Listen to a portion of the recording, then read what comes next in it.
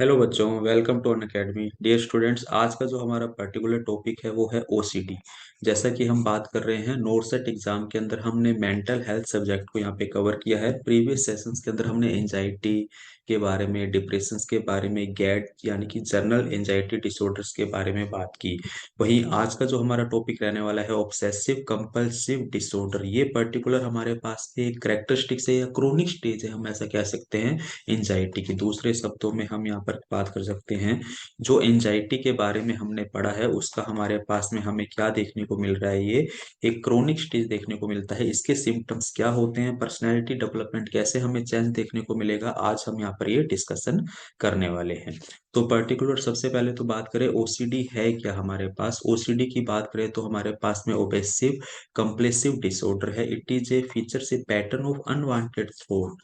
Unwanted thought के अंदर basically यहाँ पर अपने को क्या याद रखना है, यहाँ पर याद रखना है नेगेटिव थॉट। बेटा आपको जानकर हैरानगी होगी कि सिंगल पर्सन हम ऐसा नहीं कह सकते अगर हम बात करें कि वो पॉजिटिविटी ज्यादा रखता है, ठीक है, उसके पास में पॉजिटिव थॉट हमारे पास में हम बात करें ज्यादा है, या हम बात करें वो नेगेटिव थॉट ज्यादा रखता है, तो ऐसा तो हमें बहुत लगभग नहीं के बराबर है। हम कह सकते हैं कि रेयर है। जो बड़े बड़े ऋषि मुनि हैं उनके साथ ही ऐसा हो सकता है, ठीक है, जो ध्यान लगाते हैं, या हम बात करें जिनको माया मोह से लेना देना नहीं है, सिंपल शब्दों में, है ना। तो एवरी पर्सन के साथ में क्या है, वो नेगेटिविटी थोड़ा ज्यादा रखते हैं, क्योंकि उसके आसपास जो इवेंट्स है ना, तो वो इवेंट्स 10 में से 7 इवेंट्स कैसे हो रहे हैं बेटा, नेगेटिव हो रहे हैं। आपको जानकर हैरानगी होगी कि एवरी 100 पर्सन में से, अगर मैं यहाँ पे पर्टिकुलर बात कर लूं, एवरी 100 पर्सन में से 7 to 8 पर्सन को क्या है बेटा, एंजाइटी डिसऑर्डर है। और एंजाइटी डिसऑर्डर का कारण उसके अकॉर्डिंग काम नहीं हो रहे दुनिया में, नेगेटिविटी है उसके माइंड के अंदर, या वो चीजों को अच्छे से ट्रैकल नहीं कर पाता। तो अनवांटेड थॉट है, फियर उसको लगने लगता है, that lead you to repetitive behaviour compulsions, यानी कि वो पर्टिकुलर एक ही इवेंट्स को बार बार करने की कोशिश करता है, ठीक है। These obsessions and compulsions interfere with daily activities and cause the significant distress, यानी कि वो डिस्ट्रेस की कंडीशंस में आएगा। अब दूसरी खास बात कि ओसीडी हमें देखने को मिलता है मैन वुमेन एंड चिल्ड्रन में। क्या चिल्ड्रन में देखने को मिलता है? यस। फिर हमें यहाँ पर एक बात और याद रखनी है बेटा, ये मैन से ज्यादा हमें किसके अंदर देखने को मिल रहा है, वुमेन के अंदर देखने को मिलता है। बेसिकली तो हम कह सकते हैं कि इसके सिम्टम्स, जब व्यक्ति अपने बारे में, या उसके जब बहुत सारे दोस्त बन जाते हैं, या हम स्कूलिंग के बाद कह सकते हैं, प्यूबर्टी के बाद कह सकते हैं, जब हार्मोनल चेंजेस होते हैं, उस टाइम देखने को मिलते हैं। नहीं तो अडल्ट स्टेज का मतलब सिंपल शब्दों में हम ये कह सकते हैं, जब वो वर्क कल्चर के अंदर आता है, यानी कि जॉब करना स्टार्ट करता है, तो उस टाइम ये सिम्टम्स हमें देखने को मिलेंगे ही मिलेंगे, ठीक है। अब हम यहाँ पे बात करें कोज क्या हो सकते हैं, रीजंस क्या हो सकते हैं ओसीडी के। तो बेटा पर्टिकुलर अगर हम बात करें तो ऐसे तो एज सच एज कोई रीजंस नहीं है, और ये रीजंस वेरी करते हैं बेटा अलग अलग कारण से। देखो मोस्ट कॉमन रीजंस मैंने 4 कैटेगरी बनाई है, जैसे कि फैमिली हिस्ट्री है, ठीक है। फैमिली हिस्ट्री का मोस्ट कॉमन रीजंस तो हमारे पास में जीन्स हो सकता है, या हम बात कर सकते हैं जेनेटिक रीजंस हो सकता है, ठीक है। डिफरेंसेस इन ब्रेन, सिंपल शब्दों के अंदर कहें, हमारा जो हमें जो हैप्पीनेस रखता है, तो 2 हार्मोन्स याद रखो यार, एक तो डोपामाइन और दूसरा है हमारा सीरोटोनिन। ये जो लेवल है अगर रिड्यूस हो जाएंगे तो हम कहाँ चले जाएंगे बेटा, हम चले जाएंगे एंजाइटी की तरफ। तो बेसिकली ओसीडी की बात करेंगे तो सीरोटोनिन और डोपामाइन लेवल का क्या होना है बेटा, कम होना है। तो इसीलिए मैंने क्या किया, इनको ब्रेन लेवल पर बात कर ली, केमिकल लेवल पर बात कर ली, सॉरी बच्चों।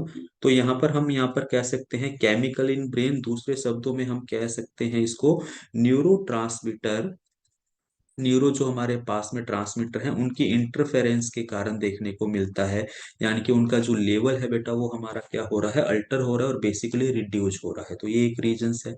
नेक्स्ट हम बात करते हैं लाइफ इवेंट, आपकी लाइफ के अंदर इवेंट्स कैसे, पर्टिकुलर हम जो जॉब कर रहे हैं, हम अपनी जॉब से सेटिस्फाइड हैं या नहीं हैं, या फिर हम बात कर रहे हैं जो भी बिजनेस है हमारा, जो भी हमारा ऑक्यूपेशन है, उससे हम सेटिस्फाइड या नहीं है, हमारे आसपास जो लोग हैं उन पे ट्रस्ट करते हैं नहीं करते हैं, ठीक है। हम किसी चीज के बारे में कितना ज्यादा सोचते हैं, नेगेटिव थिंकिंग ज्यादा रखते हैं, ठीक है। इवन इतना ज्यादा इफेक्ट होता है कि एक प्रेग्नेंट वुमेन बार बार सोचती है कि प्रेगनेंसी सही होगी नहीं होगी, बेटा होगा बेटी होगी, स्ट्रेस में रहता है। आसपास के जो लोग हैं बेटा वो उसके माइंड को क्या करते हैं, चलाते हैं, उसके माइंड के थॉट्स उनके कारण ही आते हैं, आसपास के एनवायरनमेंट के कारण। पर्सनैलिटी की बात करें, नीट यानी कि cleaning, people with high personal standard, कुछ होते हैं मोर हाइजीनिक, ओवर मतलब कि हम कह सकते हैं ओवरनेस दिखाते हैं पर्टिकुलर हाइजीनिक के लिए, ठीक है। वो कई बार एंजाइटी की कंडीशंस में होते हैं अगर उनको उनके अकॉर्डिंग कोई भी चीज रिप्रेजेंट नहीं होती है, ठीक है। तो ये भी रीजंस है। नेक्स्ट हम बात करते हैं कुछ कॉमन सिम्टम्स की, ठीक है। फ्रिक्वेंटली तो मैंने कहा था थॉट्स आते हैं, कंपल्सिव बिहेवियर है, ठीक है। अब ये अनवांटेड एंड अनप्लीजेंट थॉट, ये थॉट अगर सीधे शब्दों में कहूँ तो मेरे पास में कैसे हैं बेटा, निगेटिव थॉट है। और निगेटिव थॉट के लिए ऑलरेडी मैंने आपसे डिस्कशन कर लिया कि शायद ही कोई ऐसा पर्सन है जिसके अंदर नेगेटिविटी ज्यादा नहीं हो और पॉजिटिविटी हमेशा कम देखने को मिलेगी। रेयर चांस है कि पॉजिटिविटी ज्यादा मिले, ऐसा शायद ही कोई पर्सन है बेटा, ठीक है। क्योंकि हमारा अभी क्या हो गया है, हमारे नंबर ऑफ वर्किंग आवर ज्यादा हो गए हैं, स्टडी का प्रेशर ज्यादा हो गया है, वर्क कल्चर का प्रेशर ज्यादा हो गया है, तो हम अपनी फैमिली को टाइम नहीं दे पाते हैं। इवन आपस में ज्यादा डिस्कशन नहीं होता, डिनर एक साथ नहीं होता है, ठीक है। होता होगा कहीं पे, रेयर है। तो एक दूसरे से हम डिस्कशन नहीं करते, अपने ही हमारे माइंड में कल ये करना है, परसों ये करना है, अभी ये करना है, अभी ये करना है, ठीक है। आप यार एक सिंपल सा एग्जांपल ले लो, घड़ी का चार्ज करना है, फोन का चार्ज करना है, लैपटॉप का चार्ज करना है, ठीक है। इतने सारे चार्जर हो गए हमारे घर में, ठीक है। कभी ये करो कभी वो करो, कितने सारे फंक्शंस हमने अपने बॉडी के अंदर या अपने अपने वर्क रूटीन के अंदर ऐड कर लिए, तो अल्टीमेटली हमने अपने आप को बिजी कर लिया है। तो हम बात नहीं कर पाते हैं लोगों से, तो पॉजिटिविटी आएगी कहाँ से, ठीक है। तो ये रीजन है नेगेटिविटी आने का, ठीक है। A compulsion is repetitive behavior or mental act that you feel you need to do, temporarily leave the unpleasant feeling brought on by the obsessive thought। unpleasant feeling ये यानी कि सिंपल शब्दों में हम इसको भी बात करें तो ये किसको रिप्रेजेंट करता है बेटा, नेगेटिव फीलिंग को ही ये रिप्रेजेंट कर रहा है। For example someone with obsessive fear, particular fear है, दे need to check all the window and doors locked several time before they can leave the house। यार हम जब भी घर से बाहर जाते हैं ताले को 3 बार चेक कर रहे हैं, हमें डर है कि कुछ हो सकता है।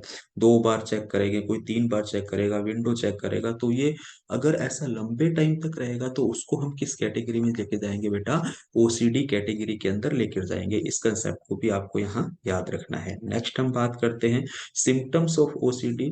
Women can sometimes have OCD during pregnancy और after their baby is born। और आफ्टर बोर्न, अगर हम बिफोर बोर्न की बात करेंगे तो उसकी डिलीवरी के बारे में वो सोचेगी कि डिलीवरी हमारी सिजेरियन है, नॉर्मल है। और बोर्न होने के बाद बेबी की पर्टिकुलर, जैसे ये मैंने लाइन लिखी है, ऑब्सेशन में include worrying about the harming the baby और नॉट स्टेलाइजिंग। जो बेबी मिल्क इनटेक कर रहा है जिस बोतल के द्वारा, वो स्टेरलाइज्ड है या नहीं है, या उसके अंदर जो अमाउंट है मिल्क का, क्या वो सफिशियंट है या नहीं, ज्यादा गर्म तो नहीं है वो। तो इस तरह की वरीज हो सकती है, ठीक है। तो सिंपल एक हमें ओसीडी पर्सन को ये सिम्टम्स देखने को मिलेंगे। नेक्स्ट हम बात करते हैं ऑब्सेशन सिम्टम्स, पर्टिकुलर हमें कुछ क्लिनिकल सिम्टम्स की तरफ जाते हुए दिखते हैं। कुछ ऐसे फंक्शंस क्या होते हैं, फियर ऑफ कंटेमिनेशन और डर्ट, ठीक है। डाउटिंग और हैविंग डिफिकल्टी टॉलरेटिंग अनसर्टेनिटी, कोई भी अनसर्टेन इवेंट्स हो गया तो हम उसको कैसे रिएक्ट करें, उसको रिएक्ट करने में कैपेबल नहीं है। Needing things orderly and symmetrical, aggressive और horrific thought about losing control and harming yourself and other. कई बार हम बहुत ज्यादा, ये हमारे पास में क्रोनिक कंडीशंस के अंदर आ जाएगा। क्रोनिक कंडीशन देखने को मिलेगी कि हम एग्रेसिव हो जाते हैं, हम लड़ाई तक बात पहुंच जाती है, एक दूसरे को चोट पहुंचाने तक बात पहुंच जाती है। अनवांटेड थॉट का मतलब तो हमेशा यार याद रखना है, नेगेटिव थॉट है, इंक्लूडिंग एग्रेशन है, सेक्सुअल और विजिलेंस सब्जेक्ट पर हो सकता है, यानी कि रेप जैसी कंडीशंस पर हो सकता है अगर सेक्स डिफरेंट है या एनी अदर कोज है। नेक्स्ट हम बात कर सकते हैं simple hand washing until your skin become raw, जबरदस्ती हैंड साफ कर रहे हैं, साफ है लेकिन हर 10 मिनट के बाद अपना हाथ धो रहे हैं। चेकिंग डोर्स, जैसा कि अभी डिस्कशन किया। स्टॉप रिपीटडली गैस मैस ऑफ किया है नहीं किया, उसको बार बार चेक कर रहे हैं, काउंटिंग सर्टेन पैटर्न, पर्टिकुलर एक ही चीज को 10 तरह से काउंट कर रहे हैं हम, ठीक है। Silently repeating a prayer word और फ्रेज, पर्टिकुलर कोई वर्ड्स को हम रिपीट कर रहे हैं, ऐसा हो जाए, ऐसा हो जाए, ऐसा हो जाए, जो हम पॉजिटिविटी चाहते हैं उसके लिए। तो अल्टीमेटली इन सब के अंदर पर्सन अपने आप को आइसोलेट रखने की कोशिश कर रहा है, ठीक है।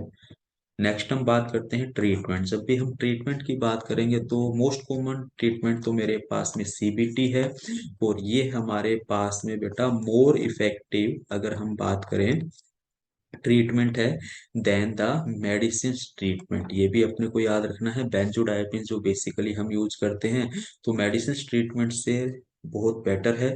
इसके अंदर हम क्या करते हैं, सीबीटी के अंदर कंजेक्टिव जो हमारे पास में बिहेवियर थेरेपी है, हम which help to face your fear and obsessive thought without putting the right through the compulsions, यानी कि हम पॉजिटिव बात करेंगे, पर्टिकुलर उन सभी इवेंट्स के बारे में बात नहीं करेंगे जिस कारण से एंजाइटी होती है।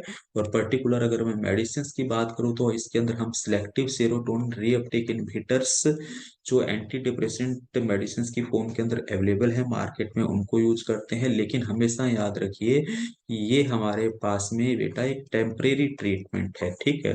तो सीबीटी के लिए अपने को याद रखना है, मैंने ऑलरेडी नोट करके डाला, मोर इफेक्टिव ट्रीटमेंट होता है, क्वाइट क्विकली है as compared to the medicine. तो बेटा ओसीडी एक छोटा सा टॉपिक था, एक्चुअलिटी में ये हमारे पास में कंपाइलेशन है एंजाइटी और डिप्रेशन का, जो मैंने लास्ट सेशन के अंदर कंप्लीट किया है।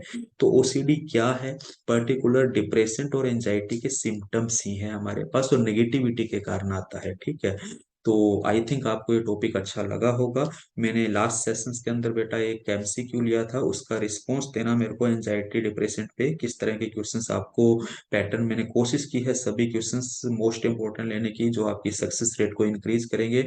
आप बिल्कुल आप फीडबैक दीजिए, ताकि हम इन टॉपिक्स के जो एमसीक्यू हैं, जो हम नेक्स्ट वीकेंड पर लेके आने वाले हैं, बहुत इफेक्टिव तरीके से आपके सामने लेके आए।